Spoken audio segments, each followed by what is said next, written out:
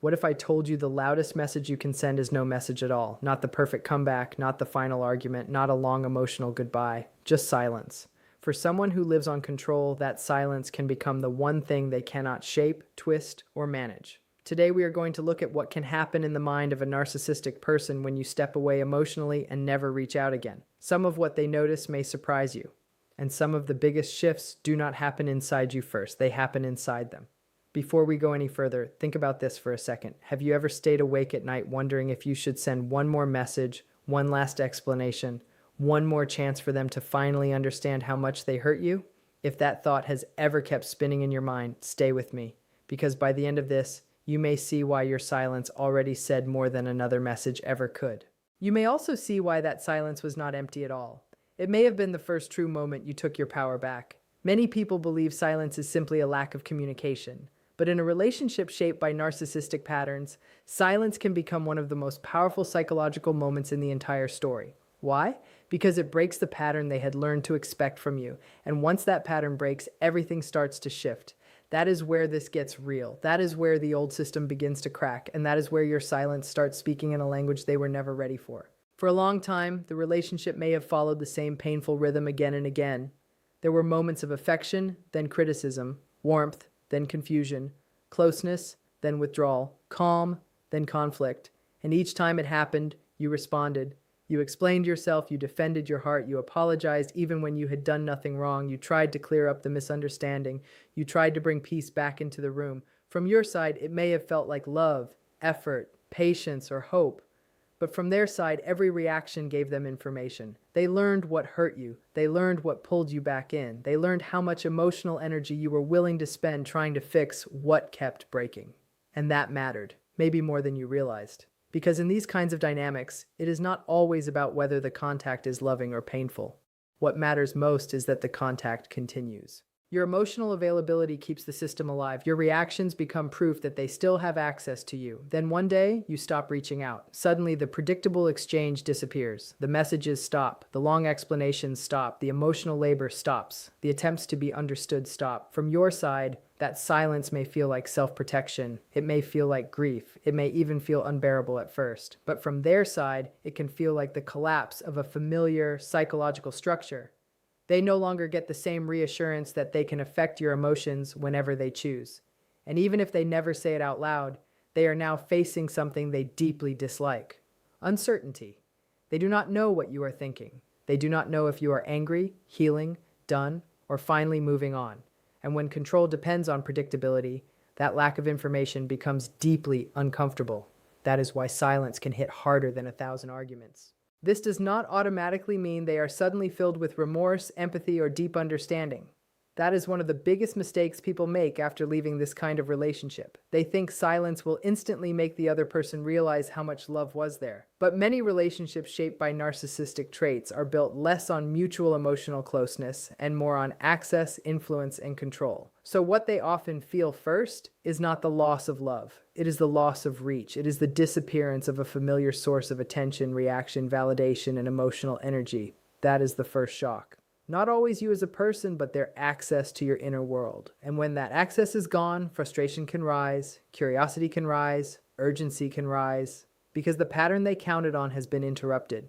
This is exactly why silence can carry more psychological weight than one more careful explanation. An argument still keeps the bond active. A reply still proves they live in your emotional space. A final speech still tells them they can pull feeling out of you, but silence removes that proof. Silence leaves no script to follow, no clear measure of influence, no emotional fuel to draw from. It says something words often fail to say: the cycle is not being fed anymore. That is a very different message, and it is one they cannot easily argue with. They cannot debate your silence the way they can debate your words. They cannot twist it the way they twist a conversation.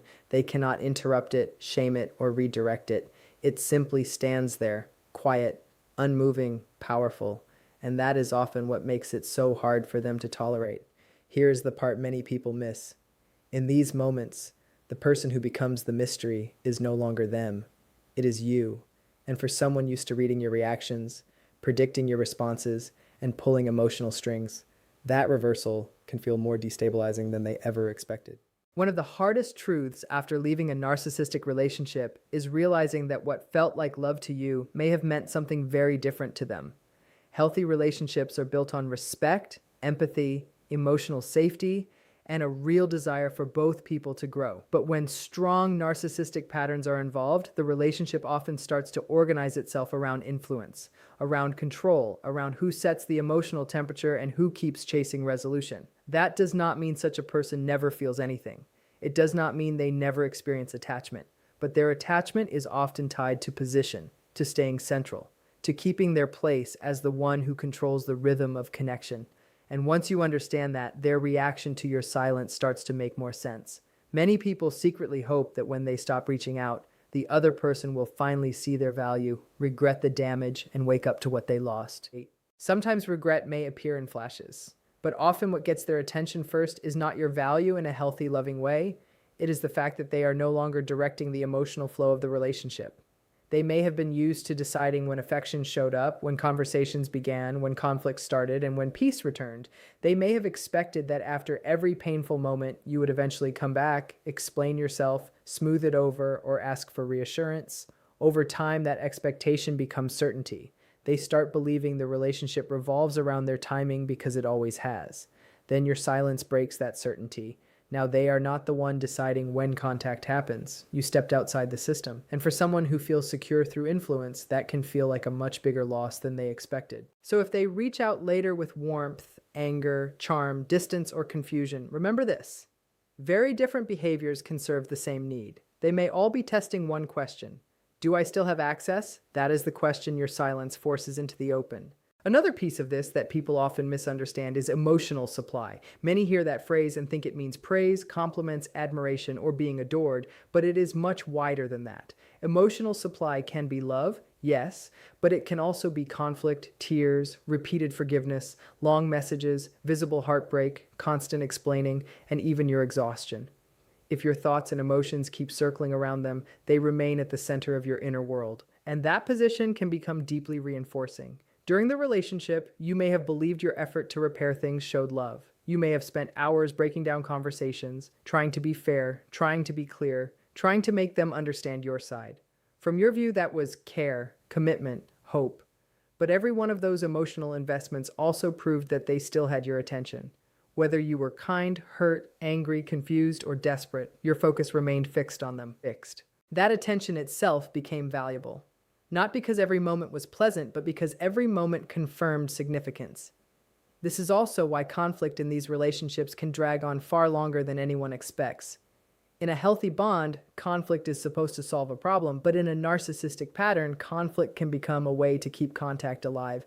Every disagreement creates another opening, another chance to argue, deny, flip blame, demand, defend, or pull you back into emotional engagement. As long as you stay emotionally involved, the connection still feeds the system. Then you stop reaching out. And all at once, that flow of emotional energy is cut off. No more long explanations. No more visible pain to respond to. No more attempts from you to repair what they damaged. Instead, there is silence. And silence gives them very little to work with. No argument to counter. No apology to accept or reject. No easy sign that they still live in the same place inside your mind. That is why some will suddenly turn sweet, others turn cold, others act unaffected. But underneath those surface moves, many are trying to answer the same hidden question. Can the emotional connection still be switched back on? One of the most uncomfortable experiences for a person with strong narcissistic traits is uncertainty. Everyone struggles with uncertainty sometimes, but many people slowly learn to sit with it, speak honestly, and accept that they cannot control every outcome. A narcissistic person often relates to uncertainty very differently. A large part of their confidence may depend on believing they know how other people will respond. They get used to reading patterns, predicting reactions, and shaping the emotional direction of the relationship. When someone keeps responding in familiar ways, that predictability creates a sense of internal stability. They know which words can trigger guilt. They know which gestures may pull forgiveness. They know which behavior can restart the old cycle, and over time, that pattern starts to feel almost guaranteed.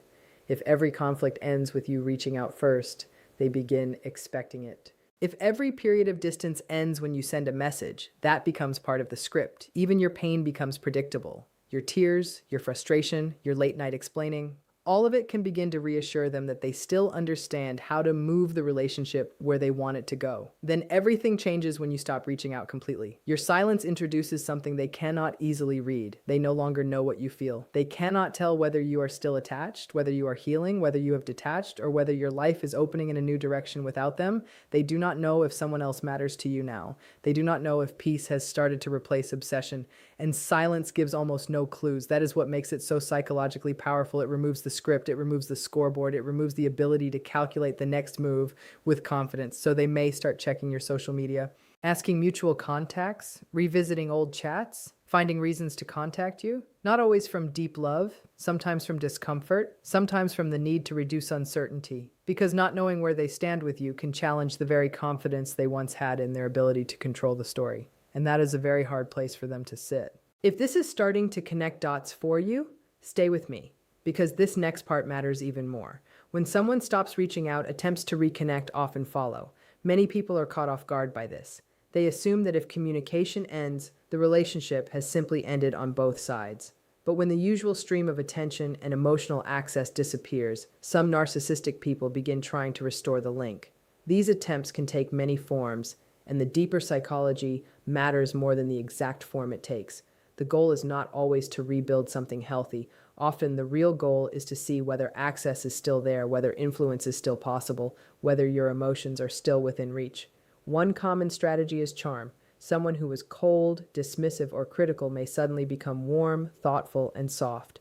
They may bring up good memories. They may send a message that sounds gentle. They may act as if they now understand everything they once refused to hear. If you spent months or years longing for that kind of response, it can feel incredibly convincing. It can feel like the breakthrough you waited for. And yes, real change is possible for any person willing to face themselves honestly and work consistently over time. But true change is shown through steady behavior, accountability, and long-term effort, not a sudden wave of tenderness that appears only after access has been threatened. If charm does not work, guilt may come next. They may remind you of what they did for you. They may say you are abandoning them. They may suggest your silence is cruel, unfair, or selfish. These messages are designed to wake up your sense of responsibility. And if you have spent years putting their emotions above your own, guilt can be powerful. Then if guilt fails, anger may rise, blame may rise, insults may rise. But here's the truth. Most people never see clearly enough. Charm, guilt, and anger can all be doing the same job. They are all trying to produce a reaction, because any reaction means contact, any contact means access, and access is what your silence took away. Some people choose indirect paths instead of direct contact. They may message mutual friends, they may watch your stories without speaking, they may like something old, they may create situations where an accidental meeting becomes possible. Others may act as if they have fully moved on, hoping a display of happiness, success, or new attention will spark your curiosity and pull you back into contact. On the surface, these moves can look random, contradictory, even dramatic. Warm one day, hostile the next, close then far, interested then detached. But when you look underneath the surface, the same thread often runs through all of it. They are searching for proof that the emotional bond still exists. They want evidence that the connection can still be reactivated. And when you remain silent, that reassurance does not come. That is why silence can feel so disruptive to the old dynamic.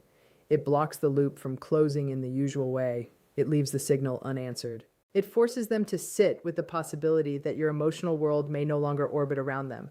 And that possibility can be deeply unsettling.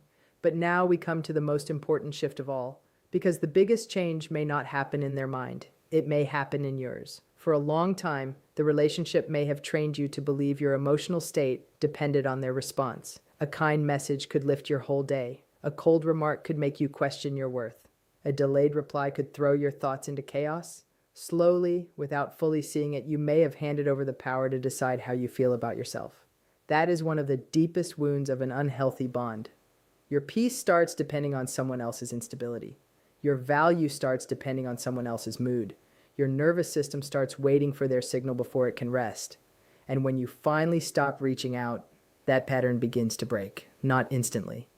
Not comfortably, but truly, and that is where your real freedom starts to grow. At first, choosing not to reach out rarely feels strong. It often feels awful. It can feel scary, empty, and deeply confusing. You may keep checking your phone. You may replay old conversations. You may wonder if you made the wrong decision. You may feel pulled to send one last message just to release the pressure building inside you. All of this is understandable. Your mind and body may have learned to seek relief through the relationship, even when the relationship was hurting you. Silence interrupts that habit, and your nervous system does not always like that right away. But as the days pass, something important begins to happen. Every time you resist the urge to explain yourself again, to ask for closure, to reopen the wound just to feel temporary relief, you prove something to yourself. You prove that you can survive the discomfort without returning to the cycle. That may sound small, but psychologically, it is huge. Instead of depending on them to calm your anxiety, you begin building confidence in your own ability to carry difficult feelings. Bit by bit, your inner strength grows, and that strength starts becoming more reliable than the short-lived relief another conversation once gave you. This changes the balance in ways that may not be visible at first. Before, they may have expected that enough silence, enough charm, enough pressure, enough criticism, or enough emotional confusion would eventually draw you back in. Those expectations were built on the past, on the pattern, on the places where it had worked before. But when you refuse to re-enter the cycle, those old expectations stop working the same way. Their sense of certainty weakens. Their map of you becomes outdated, and your identity slowly begins separating from the relationship itself. Instead of measuring your worth by whether they miss you, apologize, or finally admit your pain, you start turning toward your own life, your health, your goals, your friendships, your interests, the parts of you that were neglected while you were busy trying to hold together something that kept asking you to break yourself apart. That is not a small shift. That is a life-changing one. And it begins very often in silence. It is also important to understand that there is no single response that applies to every narcissistic person. People want a clear answer. They want to know exactly what such a person will think, feel, or do when they never hear from you again. But real life is more complicated than that. Narcissistic traits exist on a spectrum. Every person has a different history, different habits, different levels of self-awareness, and different emotional defenses. Because of that, their reaction to your silence can vary a lot. Some may quickly turn their attention elsewhere. If another source of validation, admiration, or emotional engagement is available, they may seem to move on with shocking speed. To the person left behind, that can feel brutal. It can make you think the relationship meant nothing, but fast replacement is not the same as healthy closure. It can simply reflect a habit of chasing outside validation to avoid deeper discomfort. Replacing one person with another does not mean the loss was processed in a healthy way. Others may respond in the opposite direction. They may intensify their efforts to reconnect. They may appear again weeks or months later with messages you never expected. Some may apologize, some may promise change, some may suddenly express feelings they never clearly showed during the relationship. Others may come back angry, blaming you for leaving or criticizing your silence. Some may even switch between these reactions. They disappear, then return. They act distant, then sentimental. They move on, then circle back when another situation falls apart. That pattern can create false hope. Each return can look like growth. Each message can feel like proof that this time something is different. But without real accountability, deep self-reflection, and lasting behavioral change, repeated returns usually recreate the same pain rather than building something new. This is why trying to predict their next move can keep you trapped longer than you realize. Whether they come back, move on, lash out, or stay silent, their response says more about their coping style than it says about your worth. That is the truth that helps set you free. And now we reach the part that matters most. One of the biggest misunderstandings about silence after a narcissistic relationship is believing its purpose is to make the other person suffer. That idea is common because the pain is real. When you have been hurt, drained, and emotionally worn down, it is natural to hope your absence will finally make them feel what they put you through.